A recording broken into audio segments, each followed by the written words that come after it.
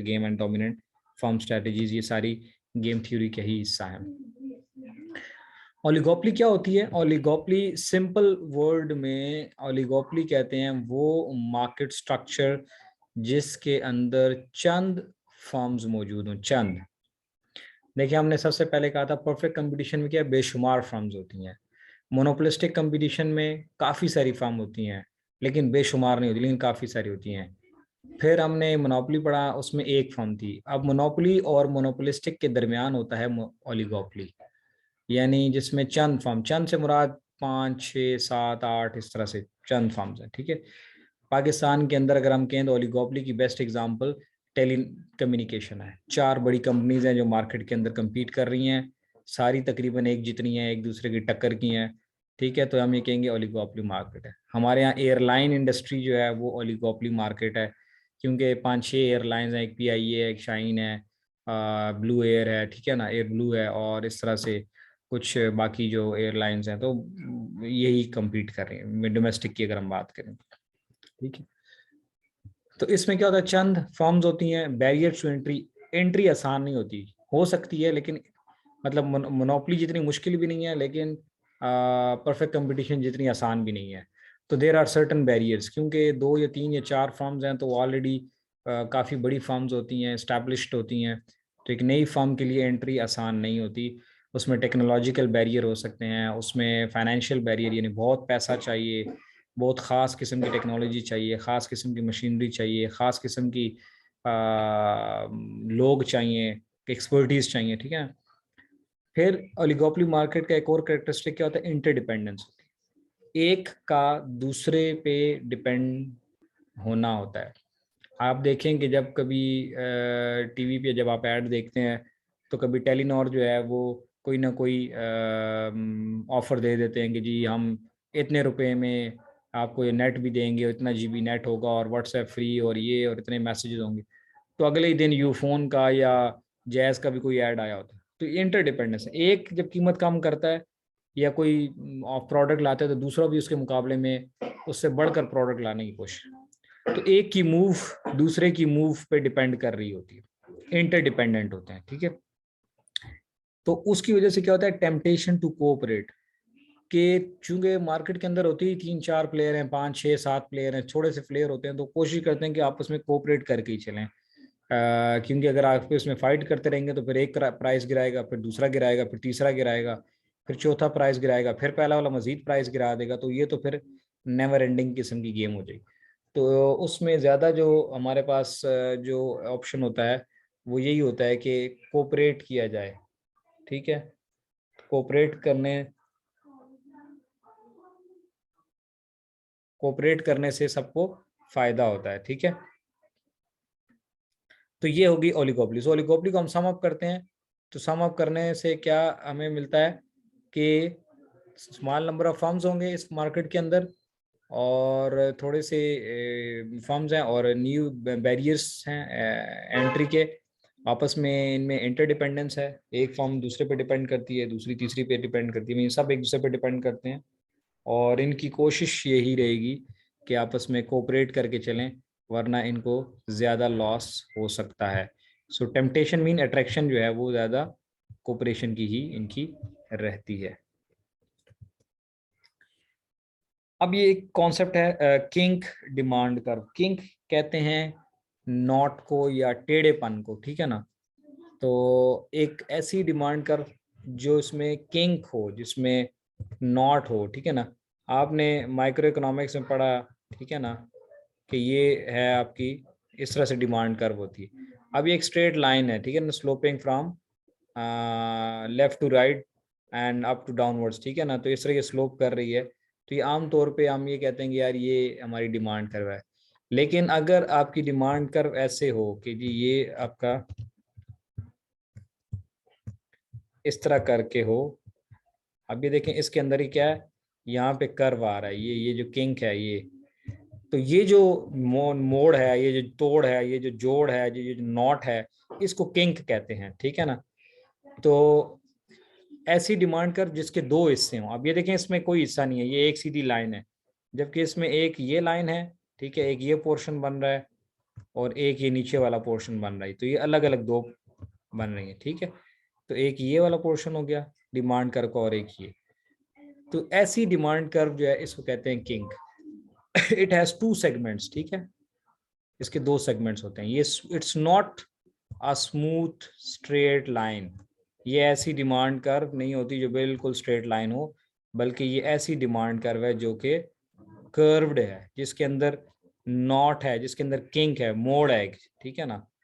तो इसको हम कहते हैं किंग डिमांड कर्व। अब ये आएगी क्यों, ये होती क्यों ऐसे, इसको समझते हैं अभी।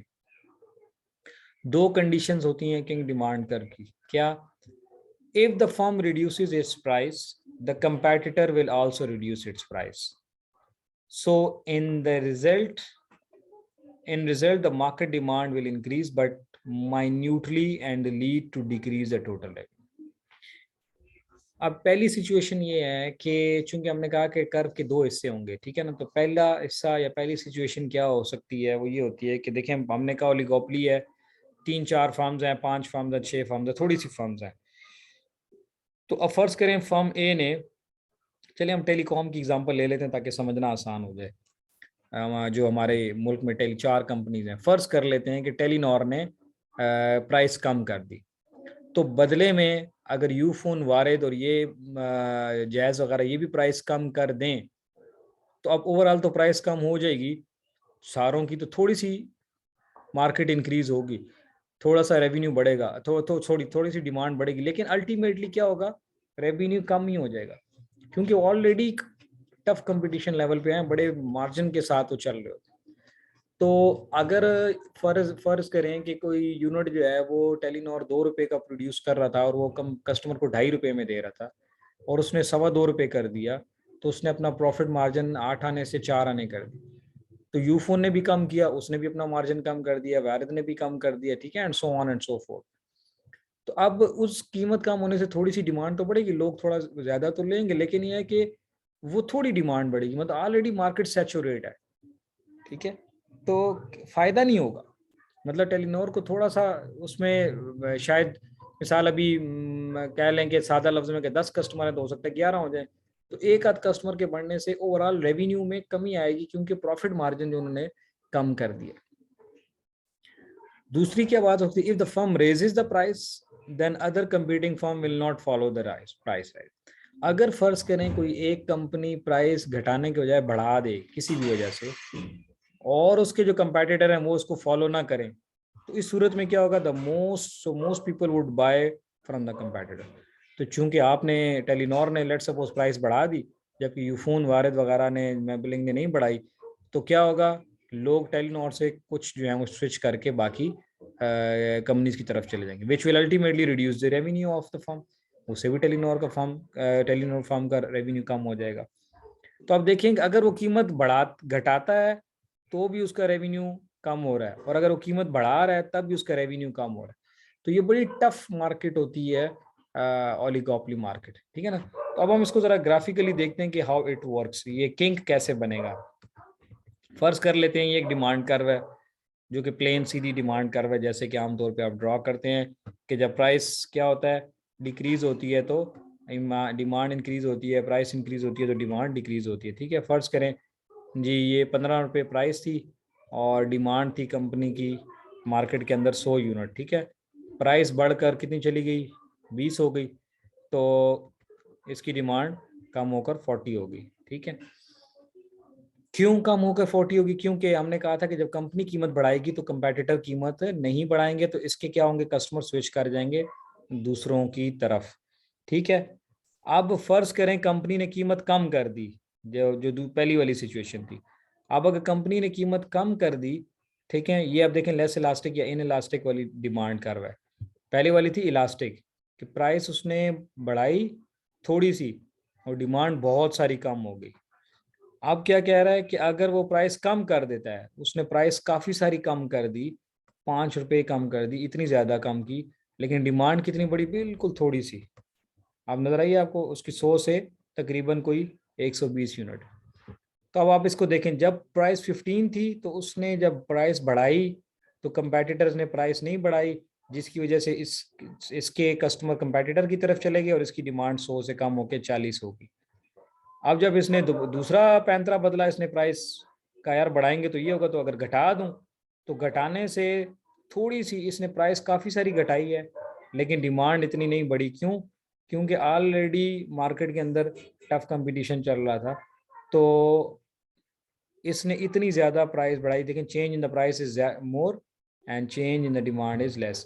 तो अब एक इसका ये मूव थी यहाँ तक, ठीक है, अब तो गौर से समझें इसको।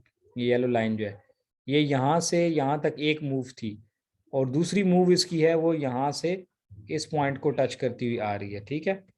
तो अब ये देखें, हम फर्स्ट पोर्शन इस येलो कर्व का ले रहे हैं, और सेकंड पोर्शन हम क्या ले रहे हैं, ये ग्रीन वाला ले रहे हैं, ठीक है।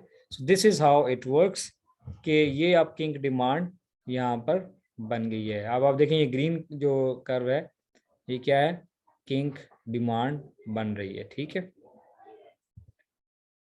स्लाइड चेंज, अच्छा सिर्फ आपकी स्लाइड चेंज है, बाकी सबको भी चेंज नजर नहीं आ रहा, कोई बोल क्यों नहीं रहा? नहीं सर, अब अब ठीक हो गई है सर, अब नजर आ रही है। अभी कभी काफी टाइम तक स्टक थी ये। अच्छा, वो फिर आपके नेट की वजह से स्टॉक होगी, बाकी सबको तो ठीक नजर आ रही है ना? जी सर। अच्छा, so this is what you called as kink demand curve, ठीक है। तो किंक में क्या है कि हमने ये देखें, ये दो कर्व थी, हमने ये दो कर्व थी, येलो वाली और ये ब्लू वाली। तो इसका पहला पोर्शन यहाँ से उठाया और दूसरा पोर्शन ये। तो आप ये देखिए, हमारी जो लेटेस्ट कर्व बन रही है वो ये ग्रीन कर्व बन रही है, दिस एंड दिस। तो ये इसके अंदर जो नॉट आई है, इसकी वजह से इसको किंग डिमांड कहते हैं। तो जो ओलिगोपोली मार्केट होती है, इसकी डिमांड कर्व आमतौर पे ऐसे सीधी नहीं होती जैसे बाकी मार्केट्स में होती है। इसकी जो कर्व है ये किंक होती है, क्योंकि अगर ये पैसे बढ़ाएगा तो कंपेटिटर नहीं बढ़ाते, इसके कस्टमर इस सूरत में चले जाएंगे, रेवेन्यू कम हो जाएगा। अगर एक पैसे कम करता है यानी प्राइस कम करता है, कंपेटिटर नहीं भी करते, तो कम से कम उसको इतना फायदा नहीं होगा, क्योंकि ऑलरेडी कोई सैचुरेटेड मार्केट चल रही है। तो थोड़ी सी इसकी मार्केट में इजाफा तो हो सकता है, लेकिन ज्यादा नहीं। तो ये लेस इलास्टिक हो जाएगा, ये इलास्टिक हो जाएगा, जिसकी वजह से इसकी क्या होता है, डिमांड कर्व में ये किंक आ जाता है। अब हम चलते हैं आगे कार्टेल की तरफ। ये कार्टेल क्या होता है? कार्टेल का लफ्ज आप में से किसी